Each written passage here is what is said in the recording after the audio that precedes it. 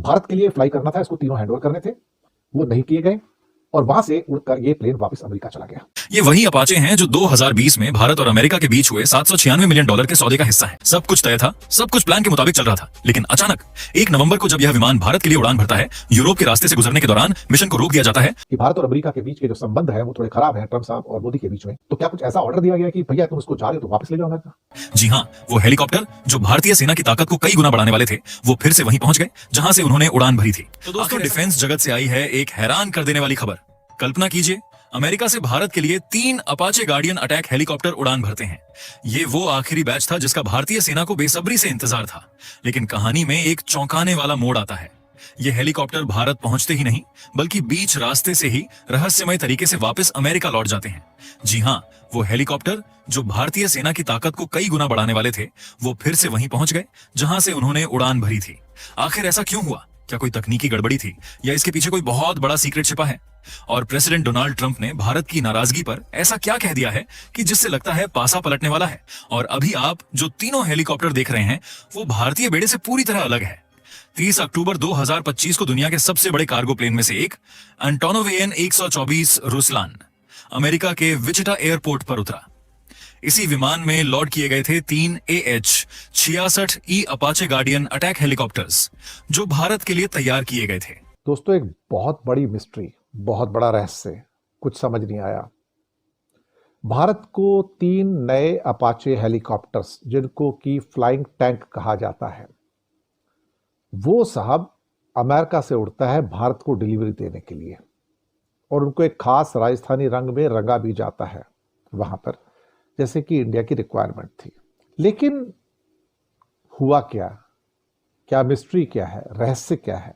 दरअसल एक AN-124 बड़ा भीमकाय कार्गो एयरक्राफ्ट, उसके अंदर 3 हेलीकॉप्टर रखे जाते हैं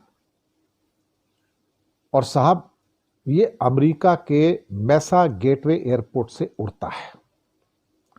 ये सारी कहानी 30 अक्टूबर और 8 नवंबर के बीच की है। सारी कहानी, सब कुछ तैयार, हेलीकॉप्टर तैयार, उसको AN-124 बड़ा जो एक क्या कहते हैं कार्गो एयरक्राफ्ट है, उसके अंदर रख दिया जाता है। उसके बाद ये रास्ते में ब्रिटेन में रुकता है और वहां पे ईस्ट मिडलैंड्स एयरपोर्ट के ऊपर क्यों रुकता है पता नहीं, वहां 8 दिन रुका रहता है।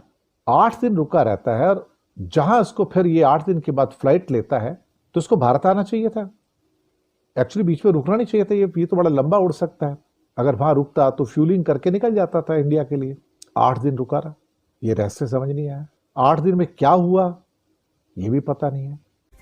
इन तीनों हेलीकॉप्टरों पर पहले से ही भारतीय सेना के निशान और सीरियल नंबर मौजूद थे, जिनमें से एक हेलीकॉप्टर का नंबर था IA-7105। ये वही अपाचे हैं जो 2020 में भारत और अमेरिका के बीच हुए $796 मिलियन के सौदे का हिस्सा हैं। पहले 3 हेलीकॉप्टर तो भारत को जुलाई 2025 में ही मिल चुके थे और उन्हें नासिक के आर्मी एविएशन ट्रेनिंग स्कूल में शामिल भी किया गया था। अब जो 3 हेलीकॉप्टर आने वाले थे, उन्हें पठानकोट और जोधपुर बेस पर तैनात किया जाना था। सब कुछ तय था, सब कुछ प्लान के मुताबिक चल रहा था, लेकिन अचानक 1 नवंबर को जब यह विमान भारत के लिए उड़ान भरता है, यूरोप के रास्ते से गुजरने के दौरान मिशन को रोक दिया जाता है और हेलीकॉप्टरों को वापस अमेरिका बुला लिया जाता है। अब सवाल यह है, क्या यह सिर्फ टेक्निकल प्रॉब्लम थी या फिर इसके पीछे कोई डिप्लोमेटिक ट्विस्ट छिपा है जो भारत अमेरिका रिश्तों की दिशा बदल सकता है? लेकिन ऐसा वैसे पहली बार नहीं हुआ। इससे पहले भी अमेरिका भारत से GE-404 मार्क 1 तेजस जहाज़ों के इंजन्स के पैसे लेकर भी अभी तक उन्हें मुहैया नहीं कर रहा।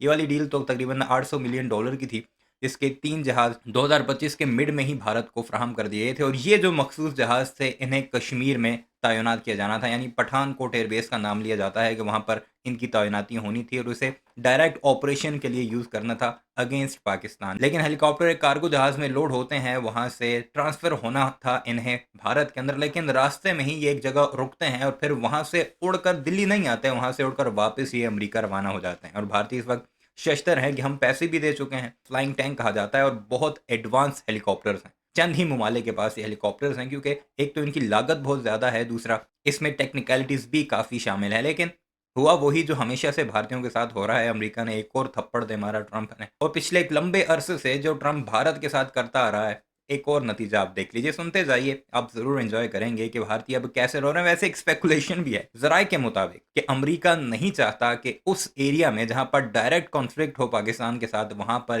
ये हेलीकॉप्टर तैनात हों और फिर रफाइल की तरह उनके इन अपाची हेलीकॉप्टर्स की भी मट्टी पलीत हो पाकिस्तान के हाथों।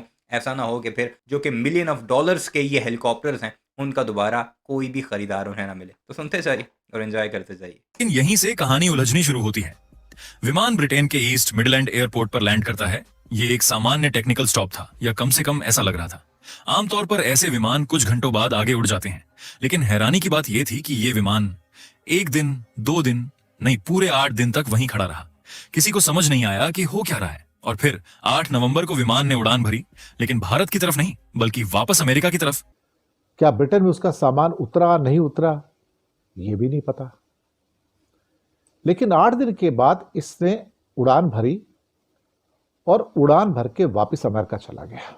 भारत के लोग इंतजार कर रहे हैं, भारत की जो आर्मी है इंतजार कर रही है, और ये 30 अक्टूबर को निकल जाता है साहब। वॉर जोन एक जो ब्लॉग है या मैगजीन है, वो ये कहते हैं कि ये विमान ब्रिटेन की बजाय जर्मनी के लीपजिग, एक और जो सो कॉल्ड है, वहां से फिर ये मेसा गेटवे हाईवे जो एयरपोर्ट है एरिजोना, वहां चला जाता है। मोटा मोटा ये है कि ये बीच में यूरोपियन एयरपोर्ट पे उतरता है, 8 दिन खड़ा रहता है। भारत के लिए फ्लाई करना था, इसको तीनों हैंडओवर करने थे, वो नहीं किए गए, और वहां से उड़कर ये प्लेन वापस अमेरिका चला गया। और वहां पे शायद रिपोर्ट्स हैं कि अमेरिका के एयरपोर्ट पे से उतारते हुए देखा गया। 9 नवंबर को जब वो विमान फिर से विचिटा एयरपोर्ट पर उतरा तो सब हैरान रह गए। पूरे मूवमेंट को ट्रैक किया। पहले जब हेलीकॉप्टर लौट हो रहे थे तब भी उसी ने तस्वीरें पोस्ट की थी, और अब जब वो लौटे तो उसने वापसी की भी लाइव इमेजेस शेयर कर दी। उन तस्वीरों में साफ देखा गया हेलीकॉप्टरों के रोटर फोल्ड किए जा चुके थे, बॉडी को कवर से ढक दिया गया था, और सब कुछ एकदम सीक्रेट ऑपरेशन की तरह लग रहा था। अब सवाल उठता है, क्या ये किसी टेक्निकल फॉल्ट का मामला है, या फिर कोई कस्टम्स, डॉक्यूमेंटेशन या सिक्योरिटी क्लियरेंस इशू? क्योंकि हैरानी की बात यह है, इस पूरे मामले पर न तो बोइंग ने कुछ कहा, न अमेरिकी विदेश विभाग ने, और न ही भारत सरकार ने एक शब्द बोला। तीनों की चुप्पी ने रहस्य को और गहरा कर दिया है। कई एक्सपर्ट्स का कहना है शायद ये मामला सिक्योरिटी इंस्पेक्शन या टेक ट्रांसफर क्लियरेंस से जुड़ा हो सकता है। क्योंकि दोस्तों याद रखिए, अपाची हेलीकॉप्टर कोई आम मशीन नहीं है। इसमें होती है लॉन्गबो रेडार, हेलफायर मिसाइल्स और एडवांस्ड टारगेटिंग सिस्टम जैसी तकनीक, जो अमेरिका शायद ही किसी देश को बिना पक्की मंजूरी के ट्रांसफर करता है, क्योंकि यह 16 मिसाइल को एक साथ इंटीग्रेटेड किया जा सकता है। तो अब सवाल सिर्फ एक, क्या यह सामान्य डिले है या फिर कूटनीति की बड़ी चाल? और ये इंडिया के करीब करीब $800 मिलियन के 6 हेलीकॉप्टर्स का सौदे में से ये उसकी डिलीवरी थी। अब क्या दिक्कत हुई है भाई? अल्टीमेटली कोई कुछ कहने को तैयार नहीं है।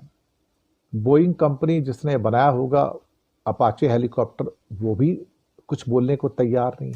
अमेरिका भारतीयों को चपेड़े मारता है और फिर रोने भी नहीं देता। यानी जब वो उससे एक्सप्लेनेशन लेते हैं कि यार तुमने हमसे पैसे लिए हुए हैं, हमें हम चीज़ दे दो हमारी, तो वो आगे से जवाब तक नहीं देता। ये हालात हो चुके हैं नरेंद्र मोदी सरकार के या उसके 56 इंच सीने वाले विश्व गुरु के, कि ना तो अमेरिका से कोई जवाब ले सकता। और अमेरिका ने जो जनरल इलेक्ट्रिक कंपनी के इंजन से उसके लिए भी बिलियन ऑफ डॉलर्स ले रखे हैं, लेकिन अभी तक कोई भी इंजन तेजस के लिए नहीं मिला। और आपने एयर चीफ का रोना धोना तो इससे पहले भी सुन लिया होगा। यानी ये हालात है विश्व गुरु के, जिसने दुनिया को चलाना है, दुनिया का गुरु है, जो विश्व यानी पूरी दुनिया उसका गुरु है, उसके हालात आपने मुलाहिजा कीजिए। तो कमेंट सेक्शन में अपनी राय का इज़हार जरूर कीजिएगा। चैनल को सब्सक्राइब नहीं किया तो ऐसे वीडियोस के लिए उसे भी जरूर सब्सक्राइब कीजिएगा।